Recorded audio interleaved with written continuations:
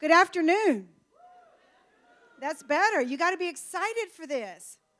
You are about to witness the last lecture of Professor Michel De Benedictis, and it is my honor to introduce him as he was part of the English and Communication Department long before I got there.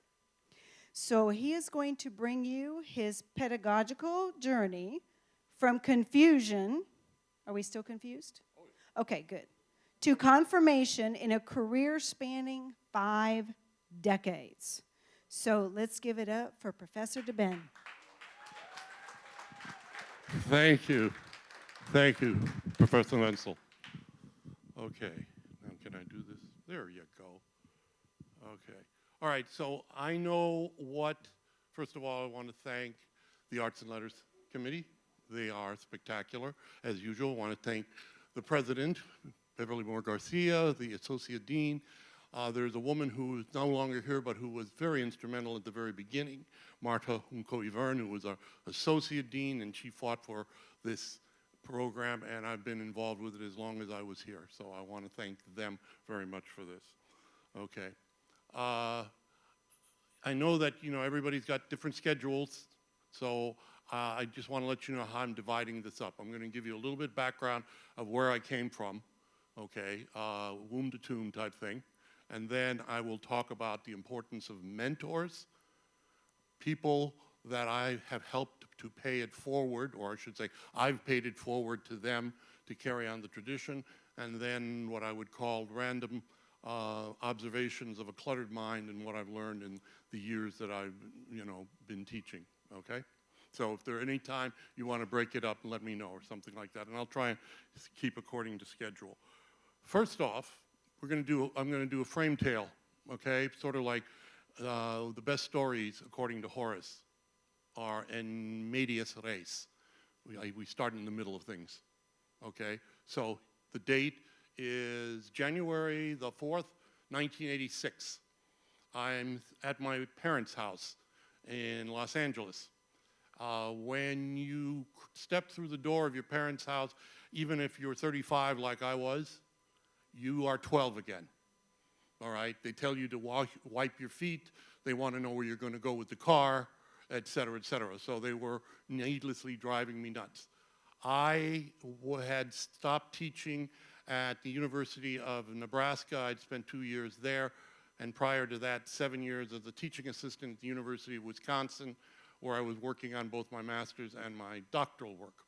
And I wanted so desperately to get out there, but I couldn't decide whether I wanted to go back to teaching or to become a, quote, titan of industry. So here were my 3 job offers, literally in one day. Theater manager of a major theater chain, Avco Cinema, $70,000 plus every candy bar I sold. If you don't know anything about theaters, any theater in the United States, all the candy in the concessions, all those 75-cent bars that go for $6 for them, go into the manager's pocket, all right? I had another offer for $125,000 as a relocation consultant in Santa Barbara with a clothing allowance, a car, and a dining allowance for respective clients. And I got a call that morning, January the 4th, from Dr. Carrie Sir, who was the chair of the English department here at Miami-Dade, the only school, by the way, I applied to, and he said, I got good news and bad news. The good news is you got the job. He didn't tell me the real bad news, which was I was starting at $25,000 a year, okay? But the bad news, he says, is that this is Friday, and you will be expected to teach your first class on a Monday at 7 in the morning. So I had never been to Miami. I literally jumped on a plane Friday night. Saturday, I found an apartment. Sunday, I bought a car. And Monday at 7 in the morning, I was in class teaching English again. Been here for 32 and a half years since, never taking off even the summer. Now, why am I crazy enough to have come back here to what was at that time Miami-Dade Community College. And my wife, who's in the audience, will tell you, when we got out of the car today, I said, remember when it was called Miami-Dade Community College? And she says, yeah. And I said, remember when you could find a parking space? Okay. So, why did I come back? I love the diversity in this town. We are like no other town in the United States. I used to joke in my literature and culture class that we are not the South. Miami is not the South, all right? It's the only part of the United States, continental United States, where you have to go north to go south, okay? You don't hear y'all down here, okay? Or I got a couple of three brothers, or anything like that, all right? We are the North American capital of South America. And I desperately wanted to, quote, be another Miami mutt. So just to give you a quick example of what I'm talking about, all right, my mother was born in China. She's half Chinese and half French. She was born in China because my grandfather was a sailor after World War I and decided he wanted to see the world at the age of 18. So he ran around the world on a Navy ship and finally found a job in a place called Shenzhen, which is at the mouth of the main river that leads to Beijing, or that was called Peking back then. And they would still be there, and I would still be speaking both French and Chinese if it wasn't for something referred to as the Communist Revolution of 1949, where basically all white people, or we called them back then, Caucasians, were told to leave or die. All right? So my mother had moved to Los Angeles. She got a sponsor. She went to college in an all-girls Catholic college. She majored in business administration and finance, and she became a secretary. That's one side.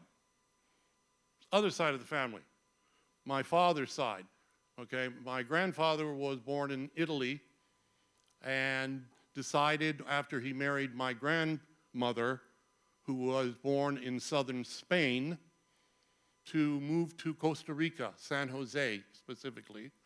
My father grew up in a lower middle class environment and decided after the war, World War II now, to move to Los Angeles as well.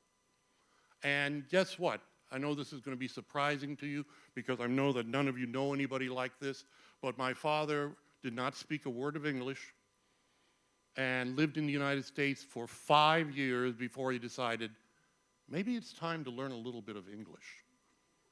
Because he lived with a whole bunch of South Americans who didn't need to because they were all airline mechanics. As a matter of fact, my father worked for a company where one of his bosses was a guy named Howard Hughes. All right?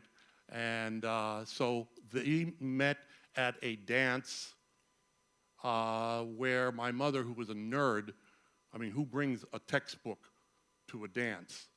She brought her Spanish textbook. My father took a look at it and said in sign language, whatever hand gestures you could use, and said essentially, hey, if you teach me English, I'll teach you Spanish.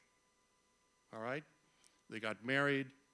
They did not want to have children for at least 3 or 4 years, but of course, they're both Catholic, so 9.5 months later, ta-da!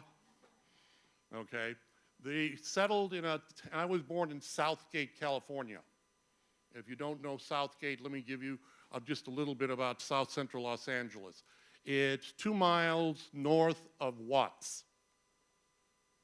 Anybody remember Watts from the civil rights days? Okay, 1965, one of the worst race riots in the history of the United States occurred in Watts when a police pullover turned very, very ugly. So I lived about 2 blocks from there. And I also, 2 blocks, 2 miles. And I also lived 4 miles north of Compton. Compton, okay? My parents decided that my father, again, airline mechanic, my mother, secretary, they put their nickels and dimes together and they bought a little home that my mother still lives in a place called Beverly Hills, California. Okay? The house at the time was $49,500, 3-bedroom, and a pool. And the reason they did that was, at the time, Beverly Hills High School was the second highest rated high school in the United States. All right? Now, I was going to be a doctor, medical doctor, because that's, you know, that's your highest degree, especially for immigrants coming from other countries. That's the highest you can attain as far as a career is concerned. But two things happened during my high school years. You'll notice that when Professor Wenzel introduced me, she said 5 decades. Well, I'm going to be 68 this year. So that would mean that my first teaching experience had to be when I was about 17. We had a geometry teacher in my sophomore year at Beverly High who kept falling asleep in the middle of her lectures. Okay, I found out later because I accidentally opened up a drawer in her desk and found all these whiskey bottles, why she kept falling asleep in the middle of lectures. And one day when she was passed out on her desk, I had the chutzpah, cojones, whatever you want to call it, to go, Mrs. B, would you like me to finish the problem? I loved math. It's logical. The answers to questions were always the same. I hated English because every time somebody would say something, the professor said, well, not exactly. You wouldn't do that in math. It's either yes or no. So I got up in front of the classroom and I started teaching all the, what they used to call back then, the starred problems, the complicated ones, the ones that would take a whole period to do. And I fell in love with it. That was my first taste of teaching. My second clue was very much in the service in terms of campus. What we would have called service learning had morphed from volunteering as such. And I was one of the people that was in charge of something called campus cleanup, okay? And very quickly, just to give you an idea of campus cleanup, Beverly Hills High School, there's only one public high school there. It's on a berm, or I should say there's a berm attached to it.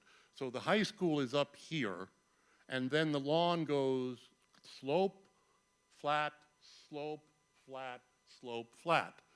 And the idea was at lunchtime, seniors would be on the top, juniors in the second row, etc. But then after lunch, it was a riotous mess, so I was asked, along with a group of other SGA members, to help clean up the campus before we went to the next class. And my thing was that since I was the head of campus cleanup, I got to use the stick with the nail in it, so I wouldn't have to touch anything. And one day I had stuck my nail, my lance, my lightsaber, into a 3-page handout that I was just about to throw in the garbage, and I looked at it and went, whoa, what is this? It was a poem, 3-page poem, okay, for those of you who are anywhere in terms of literature, you may have heard of it. It's called The Love Song of J. Alfred Prufrock. And next to each line, it had been annotated by the most beautiful calligraphy in the world. And I stopped for a second and went, who would have spent this much time? So I took it off the stick and I put it away. And every so often, I would read a couple lines to try and understand it. Okay? Did it influence me to become an English major? I would say it probably did, and I would say that because when I packed up all my stuff in August of 2018, I opened up one of my folders, and guess what was in there? That 3-page poem, annotated, that I picked up when I was 17, 18 years old. So that's the beginning of what was going on as far as my interest in teaching itself was concerned, okay? Eventually, I end up going to, because Beverly Hills High School is, LA is somewhat like Miami in the sense that you don't really want to have to drive anywhere, but you do have to drive everywhere. I mean, we are a commuter campus, okay? UCLA is a commuter campus in many respects. They have dorms, but not really, not for 50,000 people or anything like that. So I took the bus. Well, the bus dropped you off on campus and was half a block from where my parents' house was, all right? So I always remember the idea of, I couldn't decide, do I want to be an English major? Do I want to be a medical doctor? So I double majored, all right? The campus was divided, so I would go through my English and lit courses here, my chemistry, organic, calculus, everything. As a matter of fact, embarrassingly enough, I can tell you this, as a guy who's been teaching English and literature, I scored 120 points higher on my SAT in math than I did in English. Okay, but you know, that was just one of those things. So I knew that once I graduated from UCLA, I'd finally decided it's time to make up your mind.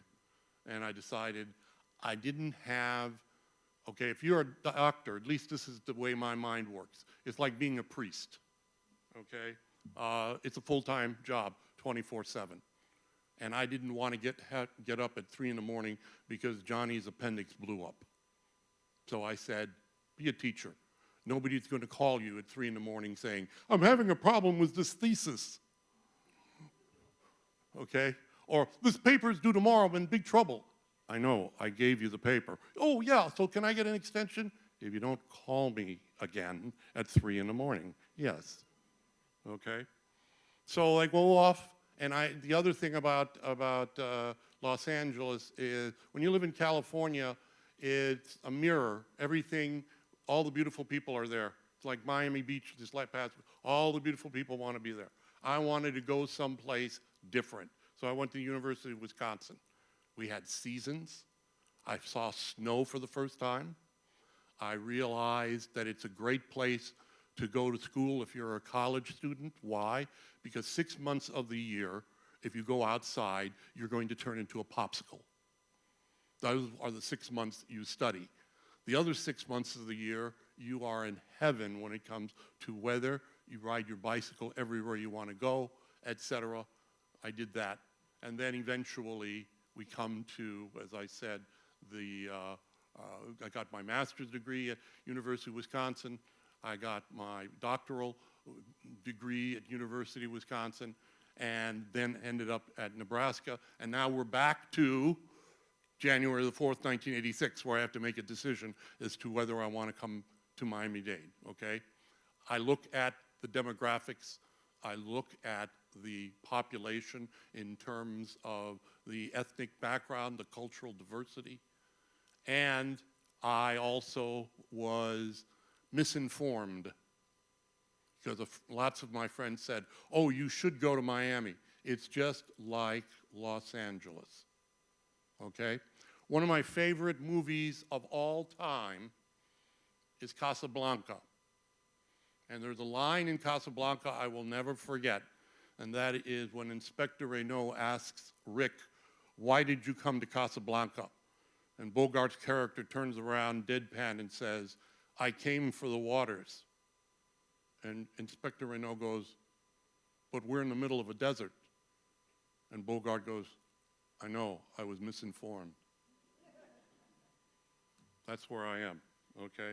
Now, mentors.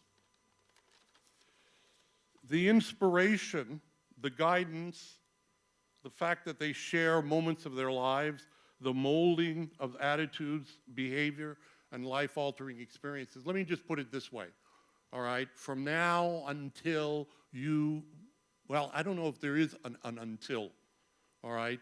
But mentors will become significant in your lives. You will find someone who cares enough, or you will be caring enough about what they learned, what they have provided you to give you all that kind of guidance and inspiration, as well as ways in which to act and behave and think, and ways in which not to behave and act and think.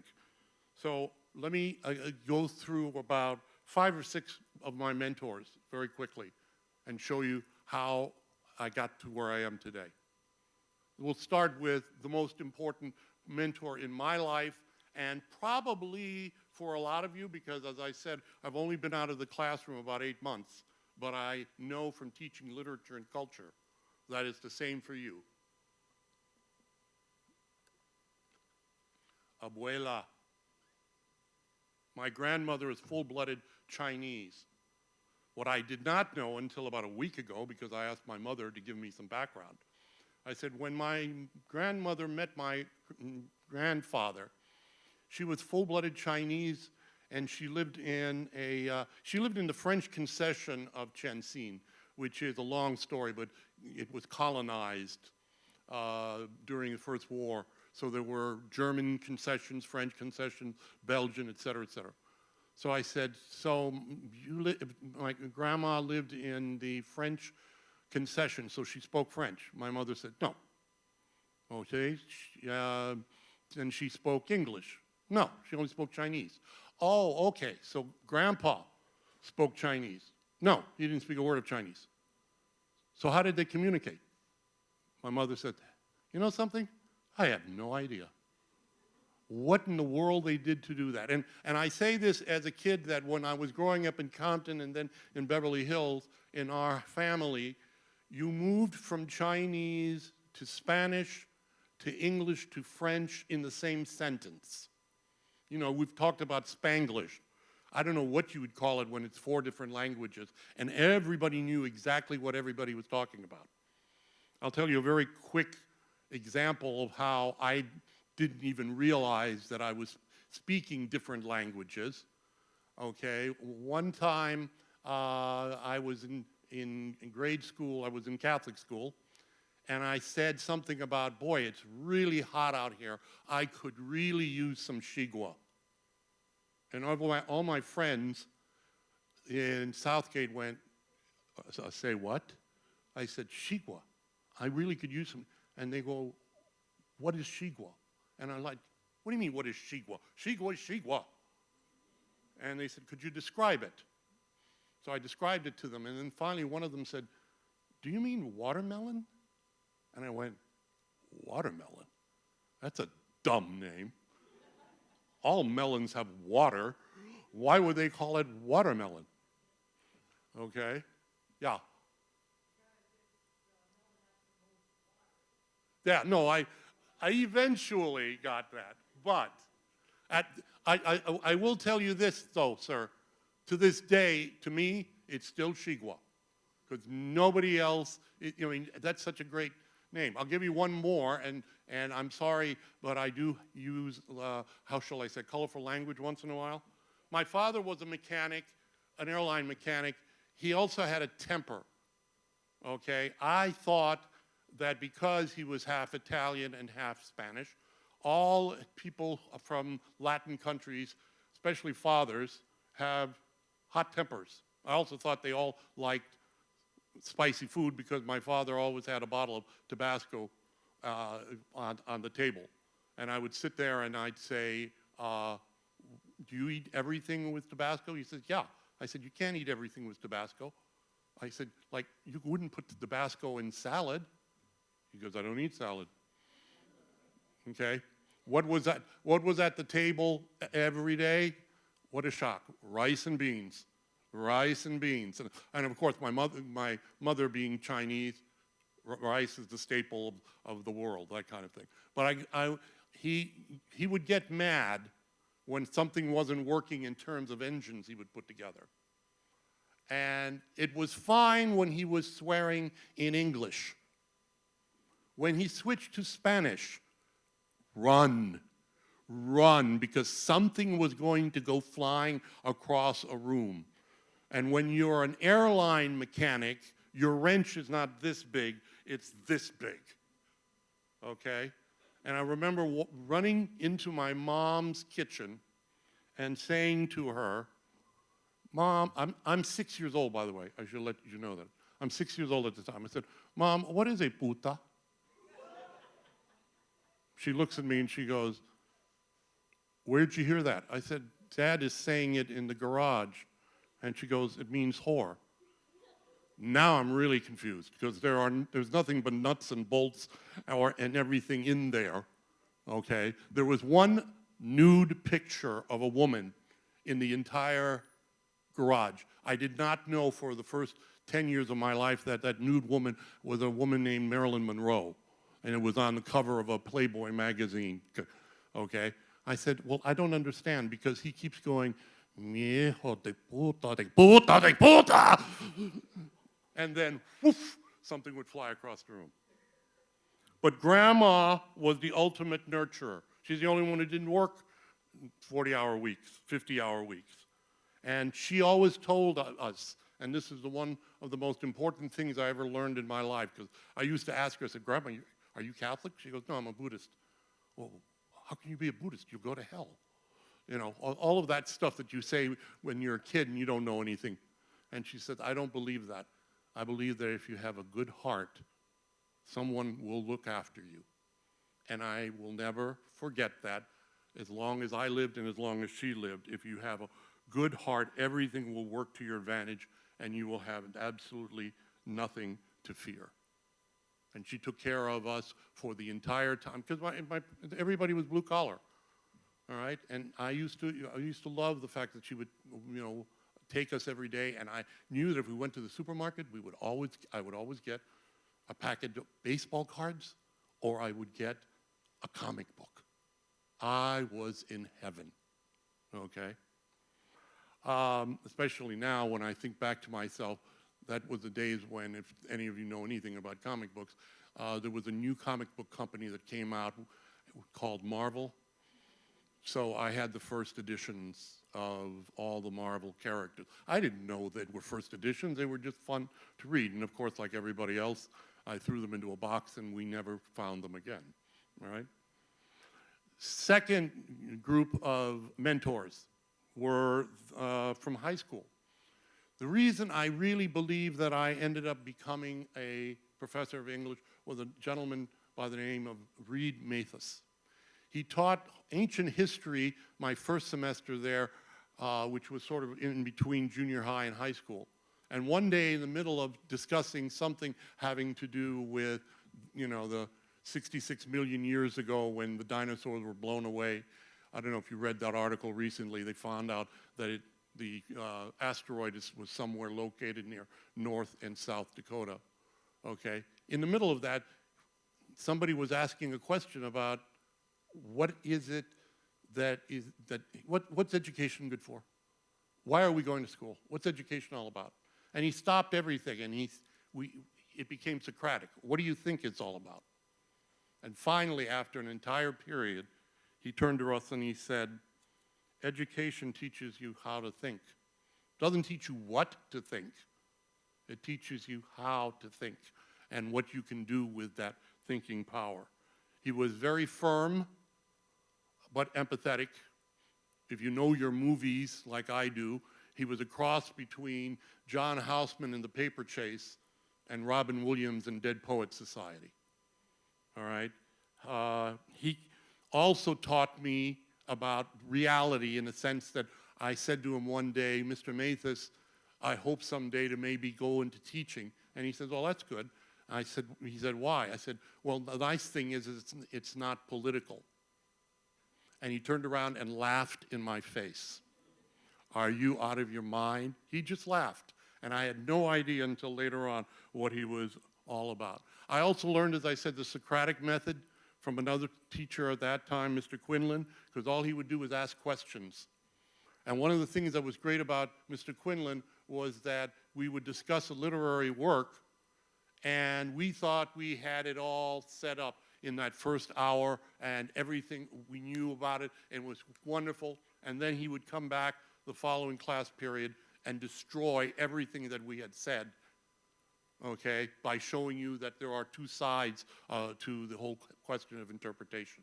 Now you got my interest, because it was at that point in my study of astrophysics that science was trying to decide, is the universe made up of matter, or is it made up of energy?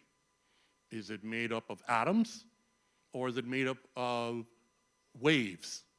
At one point, I'll tell you how crazy it got, and you guys should laugh because it's going to sound like, again, dinosaur type of thing. They couldn't decide while I was in high school whether it was waves or particles. So what did you think they decided to call it? They called it a wavicle.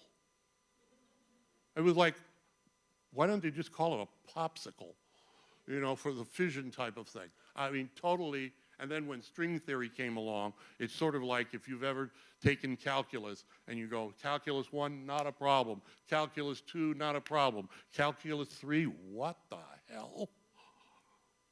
Same kind of thing. When I got to UCLA, I had mentors. We had 2 English professors, completely different styles of teaching. And I learned how to adapt different teaching strategies, personalities, class responses, okay? And then after we would be working on our schoolwork and academics, in the afternoons on Friday, the 2 particular professors I'm talking about would take a bunch of their closest friends, because we were all heavy duty into athletics too, and we all go play tackle football at UCLA on the fields. And we learned a lot about each other. And then afterwards, in the days when the drinking age was only 18, we'd go to a bar and have a couple beers.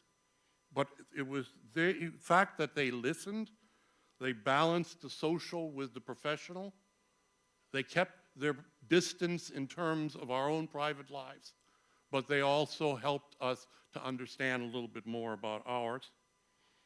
All right. At this point, I want to add one particular person that was someone I only met a couple times, but he became a real influential leader / mentor. I happened to go to UCLA during a time when they had a very, very successful college basketball program, and there was a fellow by the name of John Wooden, who was the basketball coach. He had won 10 national championships in the span of 12 years. That's what he's known for, okay? What he's not known for is that he started out as an English teacher. And the only reason he became a basketball coach when he was teaching in Indiana high schools was one of the schools offered him an extra $300 to teach junior varsity basketball. They didn't have a junior varsity coach. And he said, yeah, I'm going to get married this year. I need the money to buy a wedding ring. So what happens? He creates something called the Tools for Success. I used to go to his practices. He was a man in his 60s. He lived to be 100, who was running up and down court, and I was watching some of the greatest basketball players of all time. I don't know if you guys remember a fellow by the name of Lou Alcindor. He eventually changed his name to Kareem Abdul-Jabbar, but he was on the team. As a matter of fact, very quick story. I don't know if you know this. And again, if you're not a jock, it doesn't matter. It's a question of leadership and also how to adapt. At one time, Lou Alcindor, as he was called then, was so powerful in terms of dunking, because he was 7'2", and nobody else was anywhere close to that, and he was fast and skilled, etc., that the NCAA, the governing body, outlawed the dunk because of him. They said players will not be allowed to dunk because it's too easy. And they were referring to him specifically because of the fact that he essentially didn't even have to jump in order to be able to do that. So he was, needless to say, upset about it, and he went to Coach Wooden, and Coach Wooden said, well, how about if you develop a hook? It was called the sky hook. And all it meant was that instead of dunking, he would simply bring the ball here, the ring would be here, and he'd flip it into the basket. And the sky hook was born, and it became the most unstoppable shot in the history of basketball. Okay? But it was Wooden's leadership. When I was teaching leadership in the Honors College while I was here, and I did that for the last 15 years, I always used Coach Wooden's books because his books were not meant for athletes. They were meant for how to develop the skills and the training and the qualities. If you ever go to a Barnes & Noble, you look it up, he's got at least 24 books on leadership and how important it is as such. As a matter of fact, I have a quote that I just want to impart to you. This is probably his most famous quote. Success is peace of mind, which is a direct result of self-satisfaction in knowing you did the best of which you are capable. Success is peace of mind, which is a direct result of self-satisfaction in knowing you did the best of which you are capable. Okay, so there's undergrad. Graduate school, I'm going to just pass through very quickly. Let's just put it this way, all right? If you are going to, and I think most of you will probably end up doing that, go to graduate school, you're going to need to find some particular major, some particular part of a major, which means you're going to need a director, or you're going to need some kind of mentor. And I know that in my particular case, one of the reasons why I think I was relatively effective as an English teacher was the fact that I went to a school where you had to be a teaching assistant in order to advance. And in the school that I went to at University of Wisconsin, we didn't have a composition program. You know what we did? The graduate students got together, went to the director of the graduate program and said, you give us a book and you put us in a classroom and you give us no direction. We want direction. So they hired 4 instructors whose majors were in composition, and we created the composition program at the University of Wisconsin. All right? The first time I ever taught in front of a larger group than 25 was at the University of Wisconsin because I had a mentor who not only was influential in terms of her outside work, she was one of the principal leaders of something called CAR, Committee Against Racism, but she was also an individual who was very strongly believed in advancing all of the doctoral students, and she let me in front of a classroom at University of Wisconsin was probably about 3 times the size of this one and packed. And that was the first time that I had to talk in front of people. I also had another professor I just want to mention very quickly, Professor Olderman. And Professor Olderman was about 5'3". And so whenever he would lecture, like if he was in a room like this, the first thing he would do, if we didn't have a stage, is he would go and he would jump on top of that table. All right? And the one time in all of the times that I remember specifically that he would, how shall I say, get really upset was the problem of plagiarism. He absolutely went ballistic about it and talked about the disrespect, talked about the cheating, talked about everything else involving it. And I always remember one of the stories that he used to tell, okay? He would get really, really red in the face, and he says, if you cheat on me, I promise you that not only will I fail you from the course, expel you, have you expelled from the school, but I will also follow you the rest of your life. And someday you're going to get married.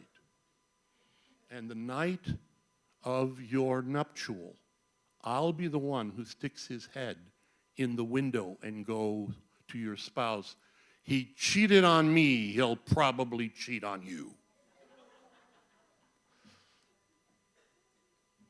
I don't think he really did that, but you know, you get the point as such, all right? I had the same attitude as far as plagiarism is concerned, and I'll just tell you one story, because I got thousands of stories, but I know that my time is brief. We developed here at Miami-Dade, as well as we've had at other schools, a program called turnitin.com, and a lot of our professors use it. Okay, but there are times when it doesn't prove fruitful. And the first time that I was confronted with plagiarism in terms of something that I had to punish, well, there was one time in graduate school, I was teaching creative writing, and one of the things you teach or you learn about teaching short story is that if you want to teach students how to write short stories, you memorize Dubliners by James Joyce. All right, so I memorized it for the most part, even though it was also in my field of interest anyway. And then one day I got a short story handed in that was called A Painful Case, which was word for word one of Joyce's most famous short stories. And when I confronted the student, he finally confessed that he did not write it. He said his brother had written it for him. And I said to him, that is amazing, because your brother is 157 years old. But I'd had one here where it was 1101, second year here, so I'm still a young kid trying to, you know, understand more about how to teach.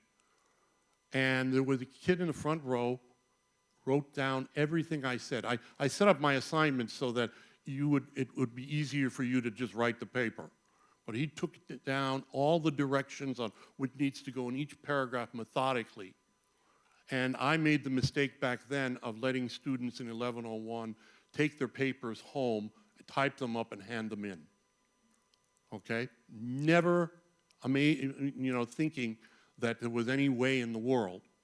The following semester, there's a woman that had been here for over 30 years. Her name was Dr. Mary King. And Dr. King had the gentleman in 1102 class, and she comes to me one day and she says, Michel, how in the world did you give an A to so-and-so? I said, why? She said, he can't write. He's barely making a D. I said, that's impossible. I can show you all his, you know. So the poor guy is failing the class. She finally gets out of him that what he did in my class was take down notes methodically down to the last thing you could possibly do and go home, and his mother would write the essays for him. So now we got a student who's caught between a rock and a hard place because he can't go back to 1101 and doesn't have the skills to go to 1102. All right. Last two examples of mentors, and then I'll switch over. I had the fortune of working on my doctoral dissertation on a group of individuals called the Beats. They were poets and novelists, writers from the 1950s. And most of them were still alive when I was doing my topic. And I had read that they were all convening in Boulder, Colorado, while I was working up my initial notes on my dissertation, which was going to be somewhere between 250 to 500 pages, okay? So what did I do? I did what kids did back then. I hitchhiked from Madison, Wisconsin to Boulder, Colorado. And when I got there, I introduced myself to Allen Ginsberg. And I told him what I needed because I couldn't get into the library at Columbia because, like an idiot, I left Wisconsin thinking, oh, I'll just go anywhere and do my dissertation and do all my doctoral work at anything.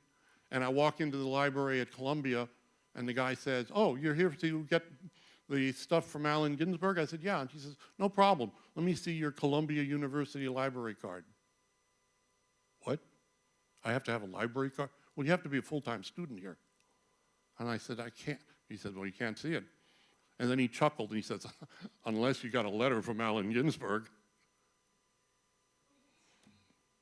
Hitchhiked to Boulder, Colorado, got him to write me a letter, got into the library and started my dissertation.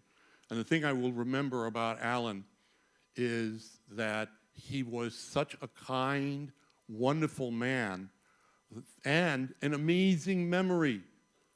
Okay, he was probably one of the greatest poets of the 20th century. And 3 years later, I go to a conference in New York, and I'm standing in the back looking at him with all the people that I had grown up idolizing. People like Abby Hoffman and Timothy Leary and Robert Frank and all of these major individuals. And at a certain point, Alan turns around, looks in the back. This is 3 years later. And he goes, Michel, come down here. I want you to meet a bunch of people. And I'm like, he remembers who I am? And he introduces me and he says, I want you to meet a guy who's working on a dissertation about all of us, and you need to treat him as a scholar because he doesn't really give a damn like all the other people about who we slept with or anything like that. And he guided me through all sorts of things, including an understanding of how he started writing really great poetry, and it's called haiku. Okay? Finally, as far as mentors, there are 4 people that I would be remiss in not mentioning who are from here, from Miami-Dade College, that over the last 32 and a half years served as mentors. All right, one of them was the gentleman who was the head of the screening committee that hired me. His name was Daniel Gresham. And Daniel Gresham was the one who helped me get an apartment, get a car, show me the ropes, help me with the notes, help me eventually to buy a house. The kind of thing that my wife will point out to you. We have one daughter, that her name is Danielle, and she was named after Daniel Gresham, who unfortunately died of colon cancer about 5 years after he was, I first met him. All right. Another one who recently passed. People sometimes ask me about professors here, and is so-and-so a good professor? And I would sit there and say, I don't know. I've never sat in on a class of theirs. I said, I should ask other students and see what they have to say. But there was one professor in history, Charles Cox, Skip. Okay, I could sit there in history and listen to him all day. He would sit on the near the library. He had to sit outside because he was unfortunately a chain smoker. But you would ask him something, and he would give you an entire panorama of what that historical period was like. So there are still great teachers like that. I just found out 2 days ago that one of my best friends and greatest science professors, Chris Migliaccio, he teaches biology and especially botany at the Wolfson campus, is retiring. And Chris was one of those people that not only helped me with leadership classes when the Honors College was first developed, but was one of those people that when we first had a program about how to teach in honors, we held our seminars at the Fairchild Tropical Garden. And at lunchtime, he took a whole bunch of us and went into the hothouse and pointed out every single flower, every species. I mean, I was just absolutely mesmerized. And botany, strangely enough, was one of my best subjects in high school. And finally, of course, there is the gentleman who officially hired me, Dr. Carrie Sir. I've had a long time professional as well as personal relationship with him. We're both baseball nuts, so the last time I saw him was at a Dodger Marlin game. He's a Giant fan, I'm a Dodger fan, so from a standpoint of sports, we hate each other's guts, but we've loved each other over the years. I learned about team teaching. We taught Hollywood musicals to a class about this size back in the late 80s, and then in the early 90s we taught science fiction films. as such. He's also a film nut as well. So all of those people. The idea here is collaboration with individuals that will lead to that sense of duty, responsibility, especially the students you influence. Now, since I'm running out of time, to pay it forward, I'm just going to give you 2 examples, and then I'll conclude with my random summations, okay? One of them was when I was a teaching assistant at the University of Wisconsin. There was a girl in the back of a class one day, and she was sleeping. And she had one of her feet on top of a desk. Now, I'm a young guy, you know, in my 20s. I think that I'm God on the mountain, and everything coming out of my mouth should be adhered to. And so even though she wasn't bothering anybody, it pissed me off that she was sleeping like that. So I walked around the room like this while I was reading, and just when I got over to her, I kicked the desk out from under her foot. Okay? I didn't know she had broken her foot. And the reason she had been sleeping was because she was taking pain pills so that she could make it to class. Okay? Eventually, she took my creative writing class, to which she reminded me years later was the only B she got in the entire history of her undergraduate work. But then something very bad happened to her, and I was fortunate enough to be able to help her with it. And that was her family, which came from very, very upper income wealth in a place called Whitefish Bay, which is sort of like the Coral Gables, Beverly Hills of Milwaukee. Her family had lost everything to the IRS because her father, who was in pharmaceuticals, was laundering money for a group of families with Italian last names. We won't mention who those families are, but you know what I'm talking about. So the IRS came and wiped them out. She applied with GREs to get into a group of schools in clinical psychology, but because of the stress, she couldn't get into any of the schools because her GREs were so low, so she got into none of them.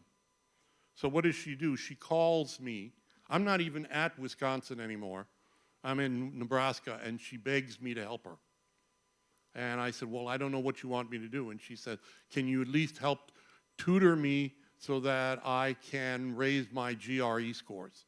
I said, okay, what we'll do is I'll call you and we'll spend an hour on the phone 5 days a week for the next year, and then you can take your GREs again.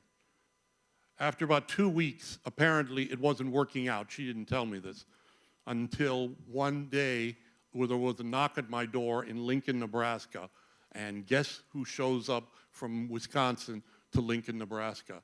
But this young girl. She rents an apartment. I don't think my girlfriend would have liked her to move in with us. She rents an apartment. She works at a Starbucks. She never worked a day in her life because her parents were so well off. She took her GREs the following year. She got into one graduate school, University of Southern California. She got her PhD at USC. She got a fellowship at UCLA, and it's now been 30 years. She has one of the top practices in clinical psychology in the state of Washington, as well as a private practice at a place called Antioch College. Okay, that's the way to pay it forward in that sense. And I've had many students that did things like that. One other one that I just want to mention very quickly, I used to teach a course in beat literature because it was relatively easy. I could give all my students anecdotes that were based on having discussions and interviews with the people because they were all still alive. And one of my students here on this campus, in Building 4, I remember on the 4th floor, I was teaching it one semester, and she got excited about a topic that was very, very controversial at the time, and that is that during the 50s, women didn't seem to have a direct link to writing as far as fame is concerned. And there were a lot of great women writers in the 50s that were all part of the Beat Generation. So I introduced her to a book called Women of the Beat Generation. Eventually, Dr. Lagerin, okay, goes off to grad school. She gets her PhD at University of Kansas on Women of the Beat Generation. She teaches at a variety of different schools, and she's still teaching to this day, all based on that particular course. And we run into each other every so often whenever we're at the book fair together, and we go over some of the stuff that way. I've also got people I've met. I remember one other person I got to tell you about. All right, it has to do with changing majors. My sister is one of those people that went to school in 4 years at the University of California, San Diego. Her first year she majored in marine biology. Second year she majored in Chinese. Third year she majored in modern dance. So if you're going to do marine biology, modern dance, and Chinese, you're going to get a degree in communications. Because marine biology, she was learning language of dolphins. Okay? This particular girl was here.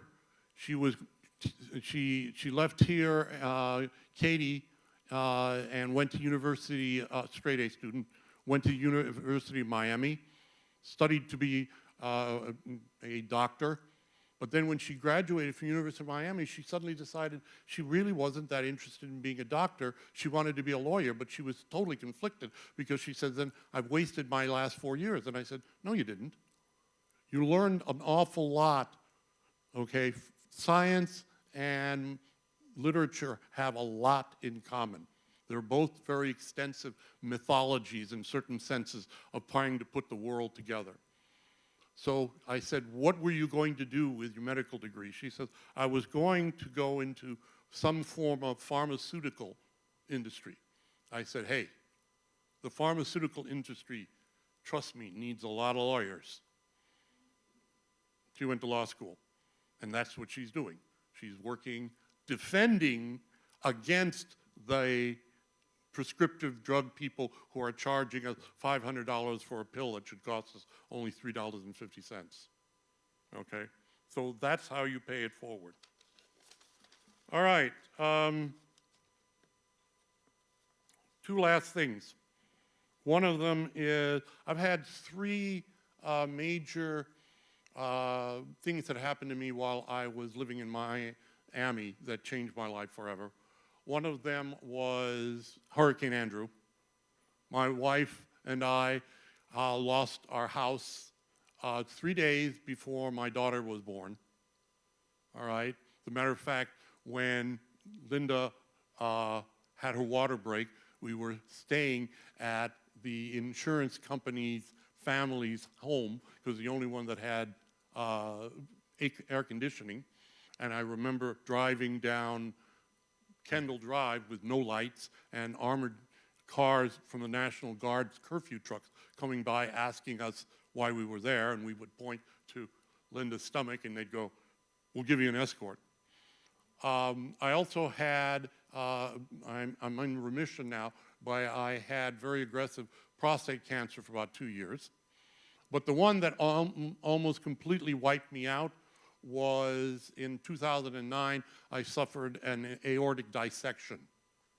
And I had less than a 20% chance of living. And the only reason I bring this up was that half of the people that took care of me in those 3.5 weeks were former students of mine.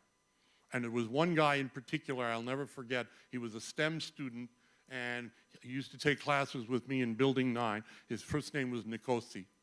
He was from Jamaica. And every night, even though I was on more morphine than anybody you can imagine, I could always tell when there was someone in the room. And he would come in and he'd squeeze my hand, and I could hear it like it was 1,000 miles away. Don't worry, Professor, you'll be okay. Don't worry, everything will be fine. And then he would leave. Okay? Okay. 10 minutes. What have I learned?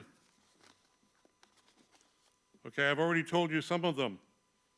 as long as you have a good heart. There's a line in The Wasteland where at the very end of The Wasteland, the knight is waiting for an answer to break the curse, and he hears the heavens break open and the rain comes, and it says three things. It says da, da, da. And if you know The Wasteland, you know that they are all words in Sanskrit, and they mean essentially make sure to show charity, make sure to sympathize with your fellow man, and make sure to practice self-control. And if you do that, then you will achieve that peace of mind that comes with universal tranquility. When I was learning to be a teaching assistant, they said to me over and over again, before you get up in front of a podium, before you get up in front of a class, go into your little Zen garden, draw from your passion for your subject, inspire, meaning to breathe, using your knowledge and desire for more knowledge and your need to inspire others, okay? Whatever is your subject of expertise, cultivate, and this is why I'm here, and why one of the reasons why we ask you to do both speech and writing, cultivate superior oral and written communication skills. And the first rule of doing that is to listen. Listen, learn to know your audience, debate with principals constantly, especially in this time and age, and think to yourself, light without heat. That was one of the first things I learned from my debate class in high school. Always light without any kind of anger or disagreement. Recognize the power of your words. I had a student one time, and this is one of those things that when I think about what happens in schools. I taught for a couple months at the air base in Homestead because we didn't have a Homestead campus. And one day I'm talking in 1101, and I had all my students keep journals. Journals are very important.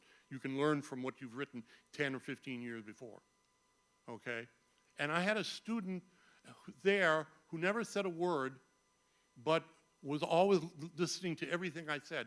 And I made a joke that had to do with the fact that Hollywood wanted to colorize the first 15 minutes of The Wizard of Oz and the last 15 minutes, which if you've ever seen the movie makes no sense whatsoever.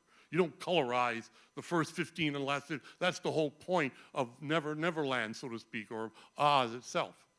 Well, somehow he misinterpreted what I said and thought that I was making fun of the Wizard of Oz. And since he came from a physically abusive household, whenever his parents would beat him, he would go into his room and put his headphones on and watch the Wizard of Oz over and over again. So he wrote in his journal all this hate literature about me and how he wanted to kill me and how all of this other stuff. And I didn't, at the time, I was like, what are you talking about? And then when I read further, I realized that he totally misinterpreted what I said about the film itself. So the power of words becomes very, very important in that regard. Also, the power of social media.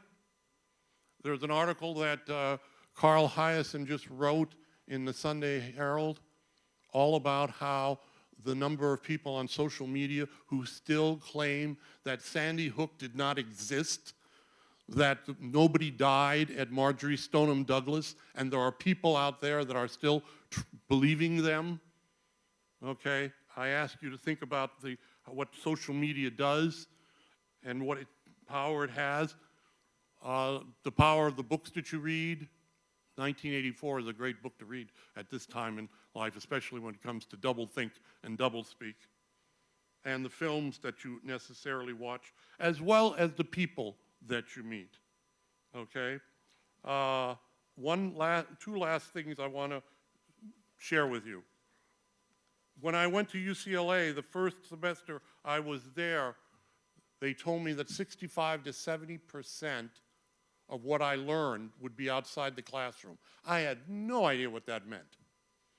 But I did learn that life's experiences at this time in your mind's eye, in your heart, actually does have a significance to you as such and molds you for years to come. And then the last thing I'll leave with you is two things that I got. One is, you can hear me, I don't need the microphone, right? Okay. A professor, this is 2006, who left here very bitter about the fact that he didn't think he was being very effective as a teacher, and he had a lot of negative things to say about Miami Dade and his experiences with students. And one day he's driving, he's up in Tallahassee, and his daughter is, no, University of Florida, sorry, UCF. And he's driving her to school and bitching and moaning about things. And her daughter turns around, he said, and he wrote this to me. She said, once I gave Lauren a moment to break in, she immediately mentioned your name in the most wonderful context. You apparently left a lasting impression on her because of your teaching effectiveness and your personality. It was great to hear her say so many nice things about you as a professional. I am certain that you enjoy hearing such things, and I can guarantee you that Lauren is not one to exaggerate. Hearing what she had to say about you left me with a surprisingly warm feeling. She reaffirmed what I already had heard about you from others, and I definitely feel very good about most of my former colleagues from Miami-Dade Community College. That's the most important thing that I've gained in